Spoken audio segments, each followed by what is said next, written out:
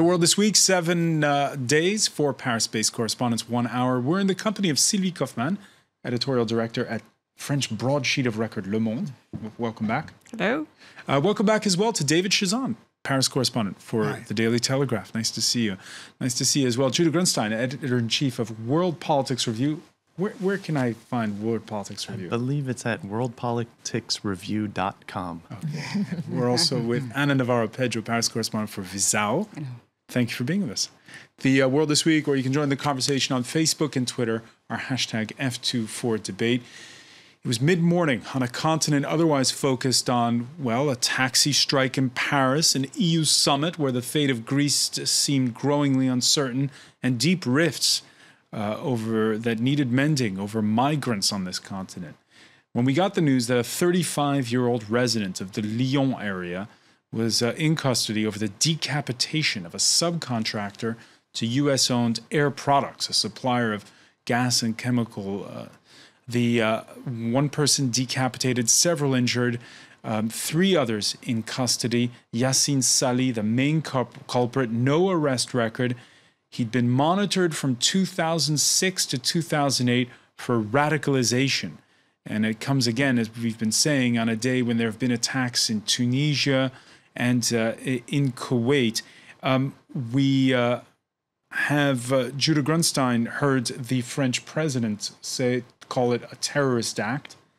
But again, we're also getting word that there's a possible link between the attacker and a victim. Yeah, it's the nature of this kind of incident, especially coming after a series of terrorist attacks, is that everyone's nerves are on edge, and the reflex reaction is to consider it a terrorist attack. Certainly, there were signs at the site, apparently sheets of fabric with Arabic written on them, and a decapitated head, which we've all come to associate with ISIS and videos from Syria. So there seemed to be elements to suggest that when the incident took place. But now obviously the investigation has to take its course. Sylvie Kaufmann, what was your thoughts when you first saw the story break?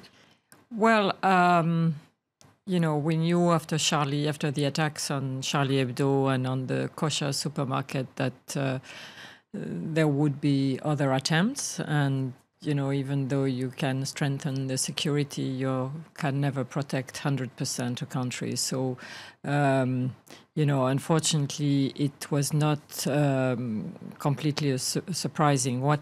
What makes this much more dramatic is the simultaneity of attacks in several countries, Kuwait, France, and Tunisia. We don't know too much about Somalia, but I may not include it.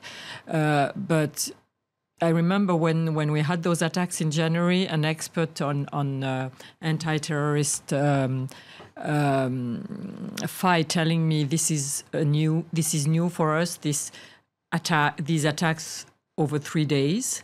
For police forces, it's quite difficult to handle, and I mean that was a new format. Sylvie Kaufmann, yes, I'm going to interrupt you because we're going to cross now and listen to the Paris State prosecutor. Ému pour sa famille.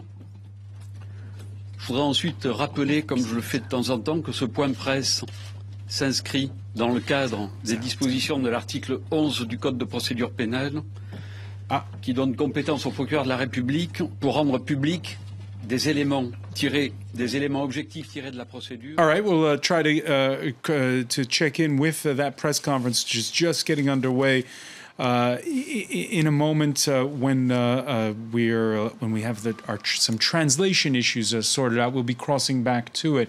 So just to finish, what I was saying was that the fear of these experts was that next time it may be at the same time in various different countries. So we don't know whether it has been coordinated today, but the fact is that we had almost simultaneous attacks, and this is really a new dimension. And it's also it would be a significant step up in terms of organization and coordination if it turns out to be the case. The lone wolf terrorist attack is, like you said, it's impossible to predict. It's impossible to defend 100%. Some people say the lone wolf terrorist attack doesn't exist, that somebody's always radicalized by someone and has a certainly. But in terms of being a lone operator, without a large communication trail in terms of organizing and taking orders from somewhere else. But if there were a coordination among these attacks, it would represent a dramatic step toward a different kind of threat. All right, we're going to cross now and listen to the state prosecutor, who will hopefully have more answers for us. To go into the factory is the car that is usually used by that company in order to deliver some materials to the factory. Once inside the factory, between 9:28 and 9:35, the driver left the car, and at 9:37:38, there was a big explosion. But 1 minute before that, that is to say at 9:35, there was a video camera that was being used and that actually saw that the car was being driven towards a covered hangar. Let me tell you that on the site of the factory there were two hangars, two big depots, one that is covered and the other one that is not covered, roofless, where there were many bottles of liquid gas, acetone, and gas canisters. At 9:37, there was an emergency call to the firemen after the explosion, and at 9:41, the firemen got to the site. At 10, the firemen actually caught the suspect in the second roofless hangar when he was trying to open some acetone bottles. He was apprehended and placed in custody. Now, he has refused to give his identity. However, he has been identified by the factory employees who knew this man as a delivery man who normally used that car in order to deliver materials to the factory. So let me tell you, first of all, what we know so far. Part of the hangar has been blown away. The car is practically entirely destroyed. However, the front part of the car was relatively preserved from the explosion, which actually shows that the blast was quite important from the back of the car. Other things that were found, for instance, the headless body of the victim. And very close to the car was also found a knife, a weapon that is now being investigated. And finally, the area blinded to the camera, the head of the victim was found hanging from the gate to the factory, and on either side, a flag with the profession of faith, of the Muslim faith. Now, on the basis of all of these elements, intrusion into a classified site, a scene of decapitation, the Islamic flags, the terrorist section of the Paris prosecutor's office has now commenced an investigation into this terrorist act.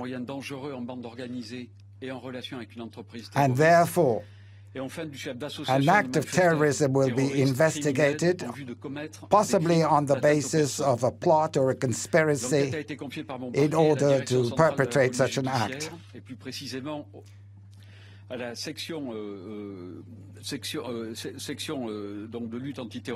The anti-terrorist group of the Judicial Inquiry Police is now going to be entrusted with the investigation.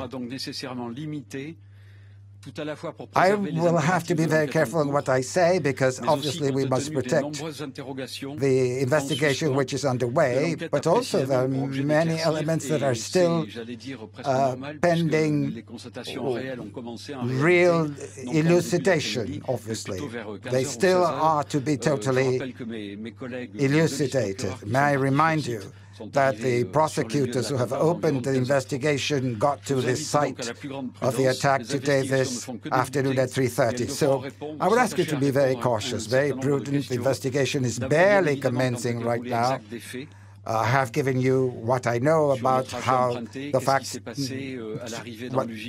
facts took place and what we have been able to gather so far as to the exact circumstances of the assassination and the beheading of the victim. We do not know yet whether the victim was decapitated alive or once he had already been killed. As to the motivation of the perpetrator of the attack and any possible accomplices, we do not know yet. We have no elements yet that would make it possible for us to say that there was an accomplice working with the terrorist within the factory or that he had already done some surveillance work prior to his terrorist attack. The only thing I can tell you is that 4 people are held in custody today. The suspect, obviously, l'ensemble des chefs d'infraction de l'enquête en flagrance, celle de son épouse, who is accused of all of these facts I have mentioned, his wife, his sister, and another individual as well, who is being accused for the time being only of participating in a criminal conspiracy. Obviously, investigation is still being carried out of what is left of the car and of his own apartment. The victim was aged 54 years old. He was the head of a transport company in the Lyon area. And Yassine S. was in fact a delivery man for this company and had been so since March 2015. There were many employees present at the factory. None of them was actually injured, at least so far. They're all accounted for. Now, as to the personality of Yassine S., born in 1980. He's an individual who worked in that transportation company. He's married. He's got 3 children. Has no criminal record.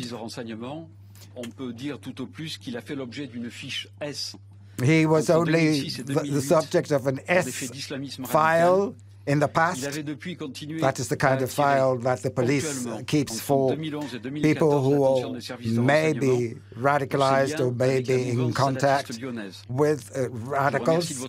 And he was, in fact, in contact with the Salafist movement in Lyon. That's all we can say for the time being. Thank you very much for your attention, and we will keep you informed as the facts unfold. Thank you.